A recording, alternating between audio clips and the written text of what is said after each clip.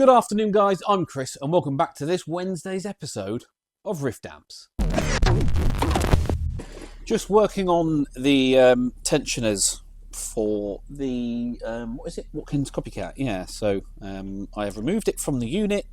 Very, very stiff to turn. This one far stiffer than this one, but still not good. And I'm pleased to say there is no bearing internally. It's just a single machined piece of metal. So we'll get all this cleaned up, clean up the shaft, fully clean it, and then re-grease it, and hopefully we'll be able to get that to spin, as I said, like a skateboard wheel. It should freewheel for a lot longer than it was. Same on this side. So yeah, not too complex. I'm going to do each side one at a time. No, actually that's a lie. What I want to do is I want to get both of them in the ultrasonic cleaner. What have I done there? Get all of it in the ultrasonic clean. Oh god, that's on there tight actually. Get all this cleaned up properly, completely degreased, and then new grease applied. And I'll show you which grease I'll use. All cleaned, all back together then, and these things turn beautifully. Oh yeah. So I'm just going to let that sit.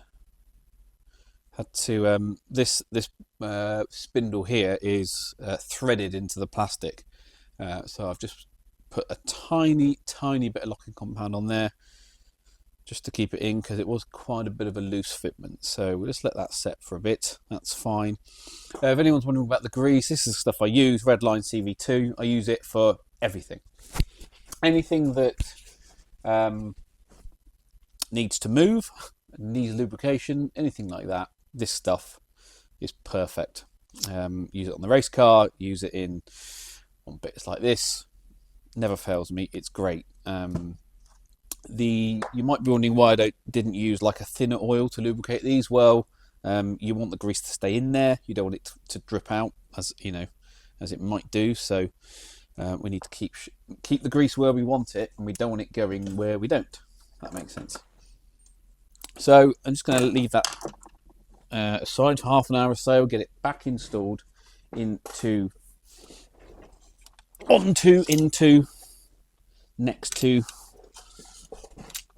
this thing, the case.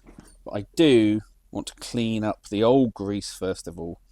Make sure you get some up here as well. Make sure that that's all good. Zoom you out, maybe you can see better. There you can. So I'll get all that cleaned up. Need to be really careful of this finish. But we'll just make sure it's good, and then we're done. Right, Q&A time. Before we start, thank you to everyone who sent me well-wishing after last Wednesday's episode. I've just got a head cold. That's all it is. I've come down with a head cold. I feel gross. Can't afford to take any time off work, so I'm here. But when it gets in your eardrums and your ears, it just makes you feel dizzy sometimes. That's all it is. It's just your standard, everyday, run-of-the-mill summer cold. So, but thank you to everyone who offered support and advice. I do appreciate that. Okay, let's crack on. J August says, "Hi Chris, love the channel. I have a Victory VC35 The Copper Deluxe 1x12 combo. I like it a lot, and it's given me no issues in 3 or more years.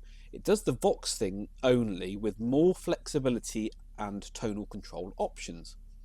Over here in the States, Victory is available, but not common, so I guess you'd have more experience with them than techs over here. Would you share your opinion of Victory from a build, component quality, reliability, repair/maintenance standpoint? Thanks." Well,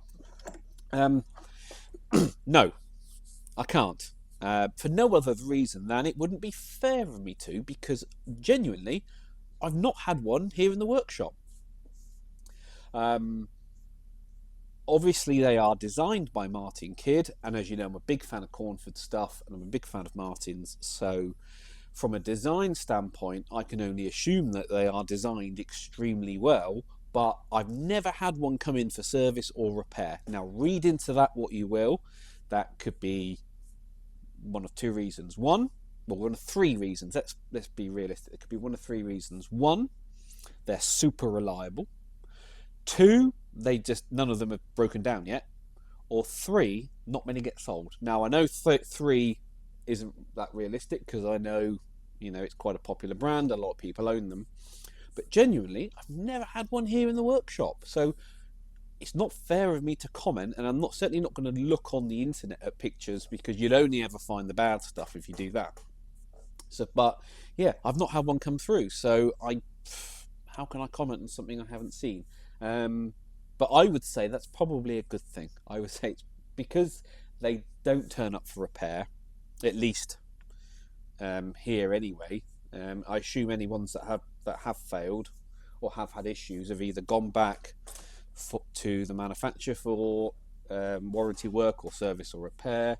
But I certainly haven't seen any. So yeah, it's probably a good thing, I would say. There we go, all done. You can just see a tiny bit of shadowing where it's actually stained the aluminium up there, but the rest of it came off quite nicely. So yeah, quite happy with that. That's all good. Right, let's crack on with the next job. BMacQ, regular commenter, says, hi Chris, is there any updates on the bass amp? If there were updates in the past videos, I must have missed them. Apologies. No, yes and no. So the bass amp is second in my queue. I've got one amp in front of it, which I hope to launch, announce, go through that process first, then it's onto the bass amp. But I can't really do anything with the bass amp until I've got this other one out first. So that's where it is. How long that takes, who knows? But I've got, as I said, I've got one other first, and once I've been through the whole launch procedure for that, then I'm focusing on the bass amp.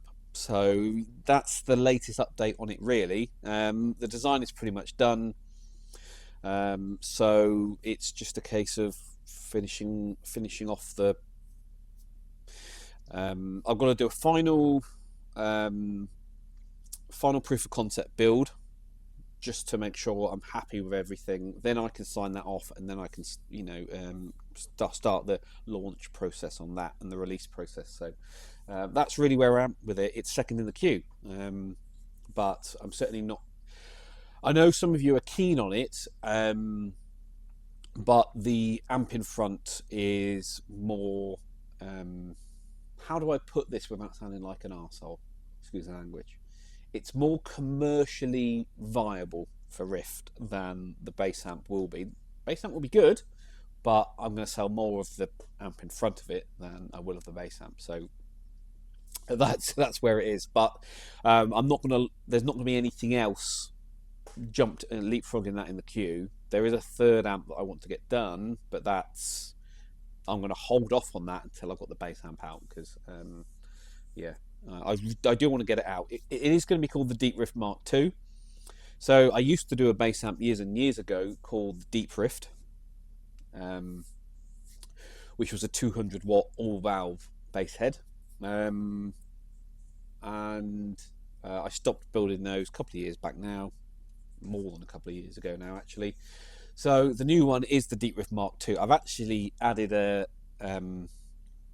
product page for it to the website. Although there's not that much information there on it, but it is there. The placeholder's there, so if you want to go and have a look, feel free. But yeah, it's a 50 watt bass head. So it's mainly aimed at sessioners, recorders, home players, that sort of thing. But yeah, it is coming. Deep Rift Mark II, unless I come up with an even better name for it. But yeah, that's it. It is coming. It's just there's something else in the queue first. Then it's the bass amp. Right, back on with the power chassis for the Gibson. Yep, Gibson. That's what we're doing. first thing on a Monday morning. Right, okay. So somebody kindly pointed out in the comments, I can't remember who it was, I do apologise, that there is another one on Reverb. If I look it up, I will post a screenshot. That also had some flappy filter caps in the bottom of this chassis. Now, so whoever redid this, and these particular caps are dated, this front one anyway, 12th week of 2017. This back one, tell you what, since I'm going to fix this anyway, that back one is the same, 12th week of 2017. So they are 7 years old, 8 years old, something like that. So yeah, they're not due for replacement yet, nor are they showing any signs of failure. It's probably because there's very little hours on them. But I'm not happy with the way they currently are. Whether this is the factory way or not, it's not good. Same with the ones that are inside the main chassis. They're going to need sorting too. So I'm going to desolder the ground connection here, or the negative end connection. The two positive ends, I'm going to heat shrink those all together, protect those, and then I'm going to use some cable tie standoff. What are these called? You'll see how they work. Just to secure these better into the chassis, just so they're not flapping around in the breeze, and there's going to be absolutely no risk of them moving and potentially shorting against something. So that's what I'm going to do with that. Everything else in here looks okay. We've got a couple of wires that have seen the wrong end of a soldering iron, but it's not the end of the world. This isn't a valve socket. It looks like a valve socket. Probably it was a valve socket. It's just an octal socket that they've used for the umbilical cord to connect up to the top chassis. So it wasn't that someone asked whether this was originally a rectifier valve and somebody's added the solid state diode. No, this is the umbilical cord connection up to the top chassis. So we'll just check all those solder joints, clean those up, make sure there's no issues there. The rectifier diodes, quite old now. If it was my amp, just for peace of mind, I would just swap those out for 1N4007s or something similar like that. But at the moment, they're working okay. There's no reason to. What am I trying to say? There's no reason to have really any concern about them other than age. I mean, the chassis is in good condition. There's clearly been no water or anything in here that could potentially damage, get inside the plastic casing or anything like that. So I might ask the customer the question whether he wants those swapping out. But do you know what? On this particular amp, in this condition, the way it is, I'm quite happy to leave well enough alone on those and just make sure that the high voltage here is safe, and then we can bolt this back into the cabinet.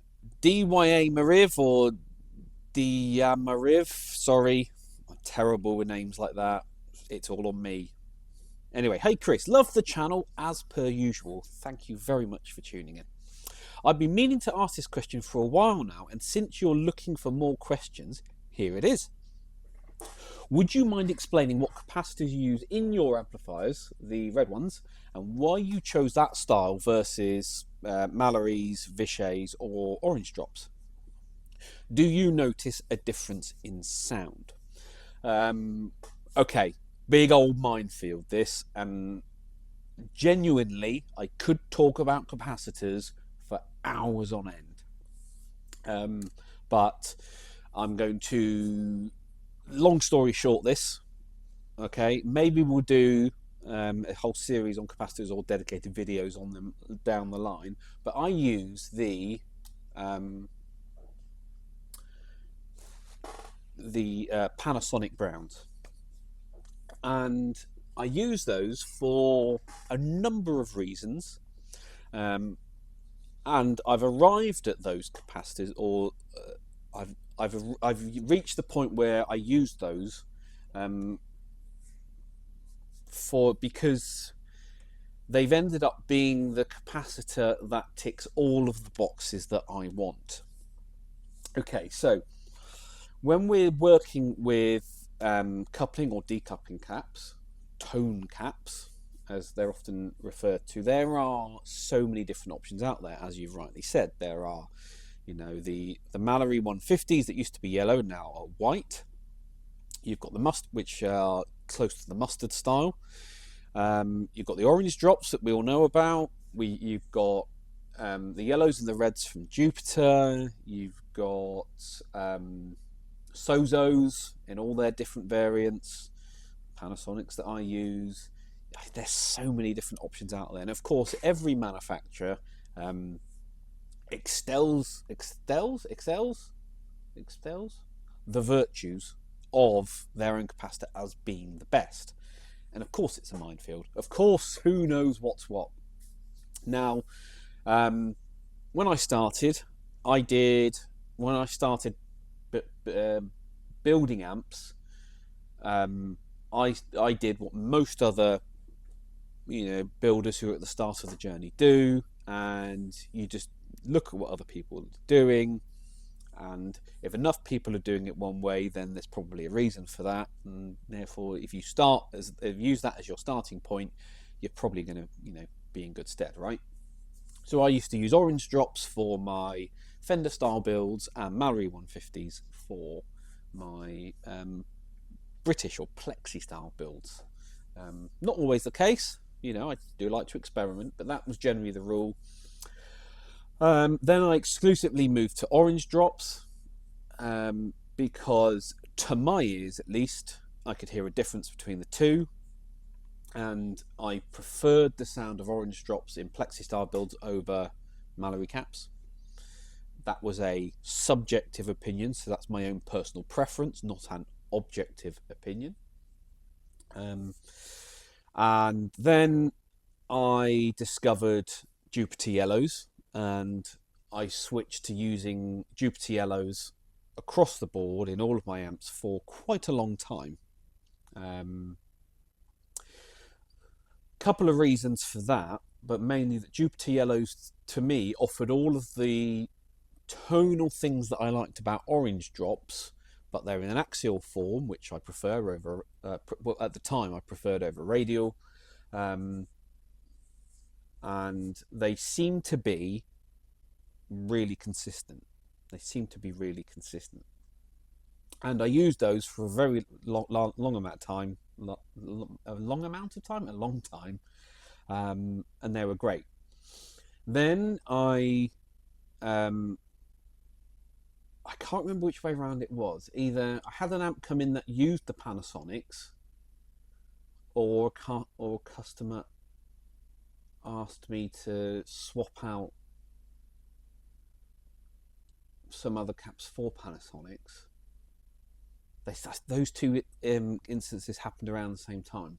But anyway, I was introduced to Panasonics basically, and they sounded to me identical to Jupiter yellows, absolutely identical. But what I discovered when I started prototyping new amps with them is that they were more consistent. Okay, so because that's really all I care about when I'm designing an amplifier. All I care about is consistency. I want to know that one 22 nanofarad capacitor sounds identical in every aspect to another 22 nanofarad capacitor, compared to another 22 nanofarad capacitor, compared to the next 10 22 nano. Do you see where I'm going with this? And I wasn't getting that level of consistency with Jupiters, with orange drops, with Mallorys, with Sozos, with all the types, right? Panasonics were just bang on every time. Now, the only characteristic or the main characteristic, I'm going to caveat this, that you really should only be concerned about with capacitors is the value.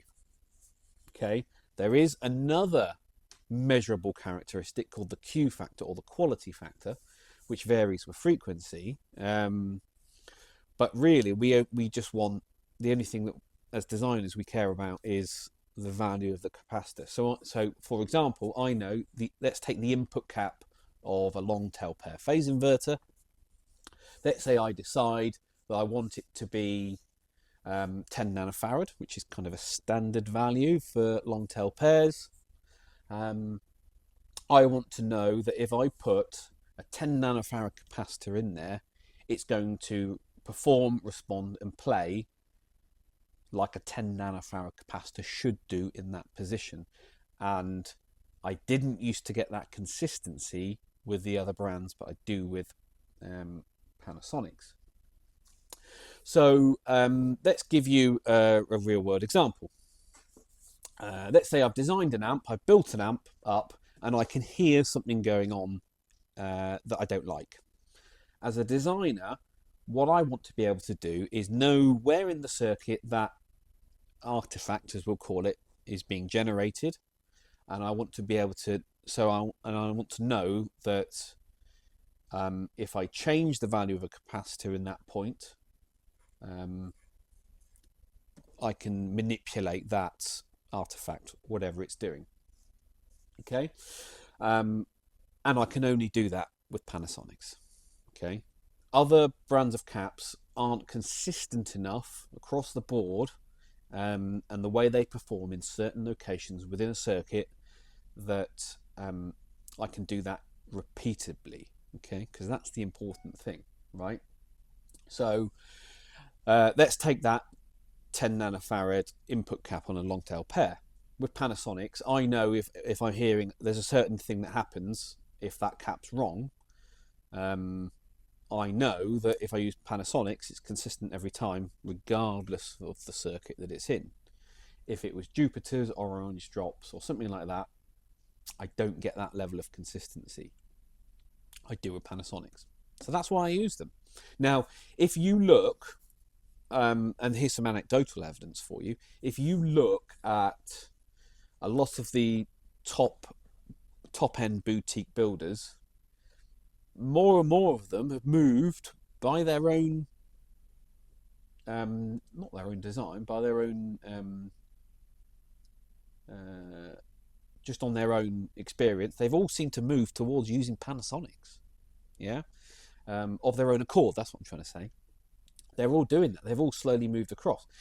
But if you go on, Facebook groups or internet forums, and you look at all the beginner builders who are either building kits or are doing their first scratch build amps, they're always focusing on buying the most expensive caps they can, rather than learning and discovering what changing the value of the caps does, or at least trying to be consistent in them. It's more important that you learn what changing the value of a capacitor does in a certain position than just spending more money on the most expensive bits you can find. So I always find it interesting.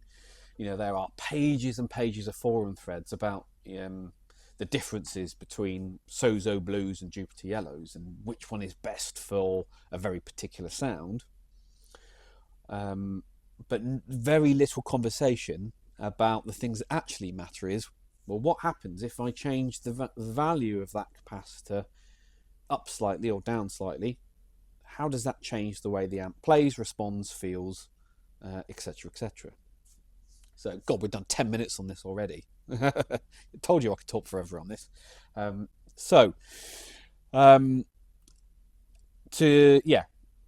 sum it all up, Panasonic's are the most consistent. They are the most reliable. They are the most predictable for me to design an amp with, and they perform the best, in my opinion. I've yet to find another capacitor brand or type that work as well, and other amp builders appear to have come to the same conclusion. So that's why I use them. I always recommend them. If you go, and obviously one of the good things about them, elephant in the room, is they're quite affordable, right? Jupiter Reds now, you're talking, at least in the UK now, you're talking £10-12 per capacitor, whereas Panasonic's are nowhere near that price, and they sound and perform much better.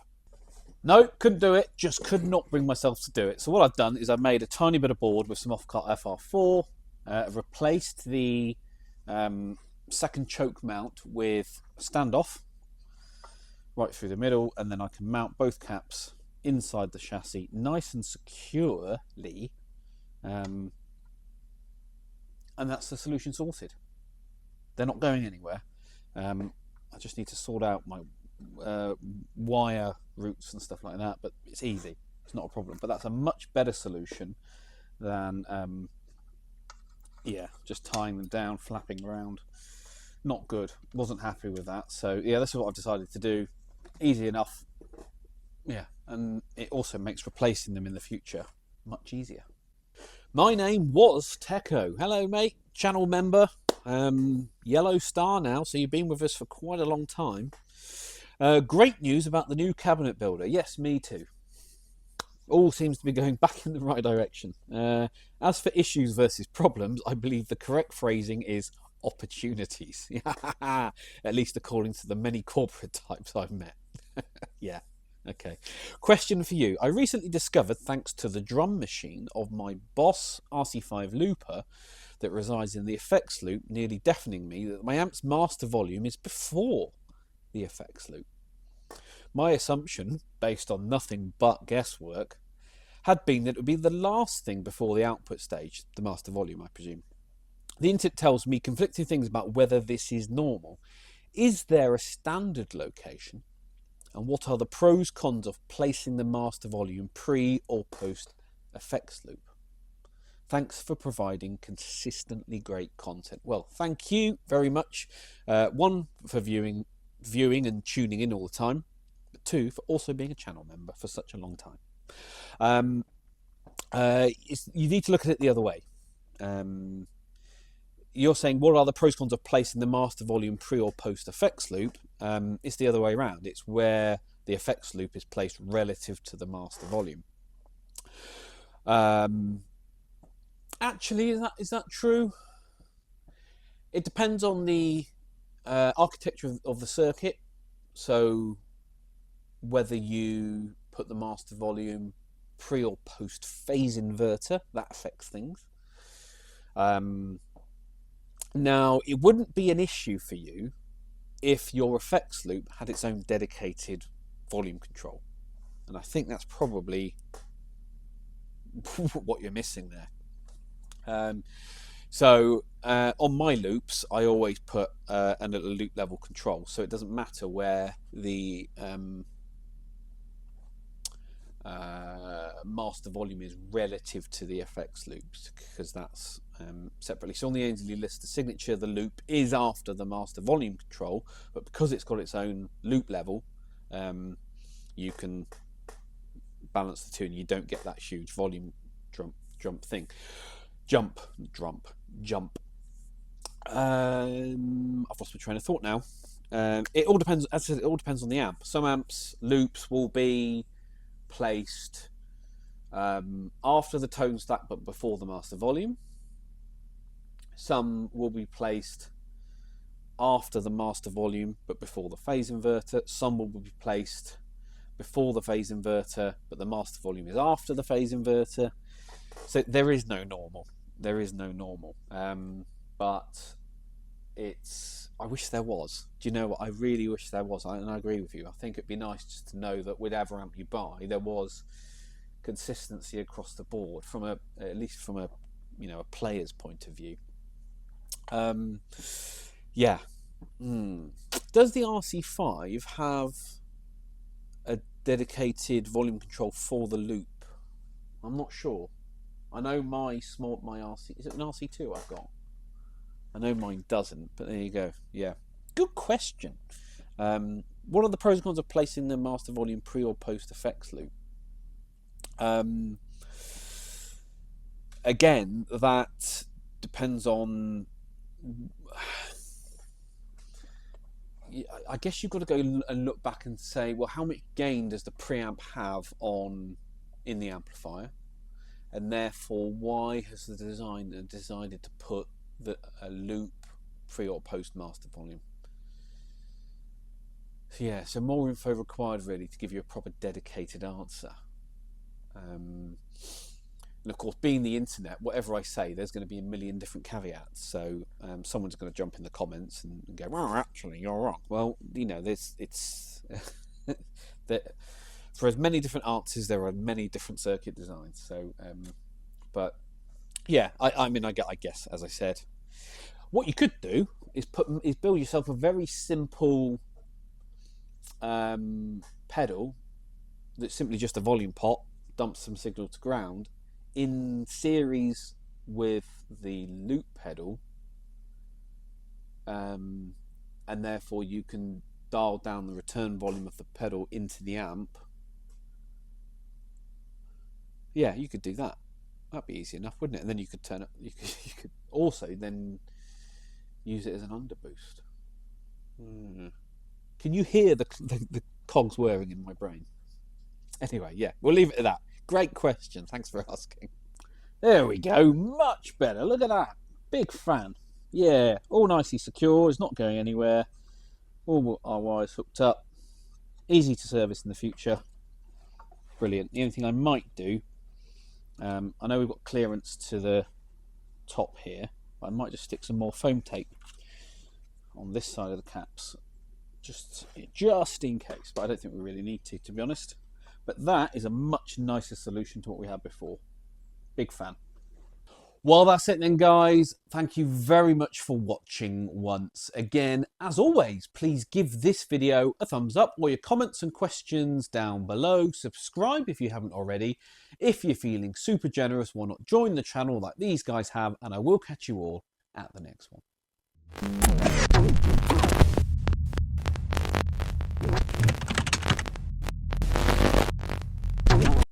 Often I wonder if I am just too dull, but I find this stuff incredibly interesting.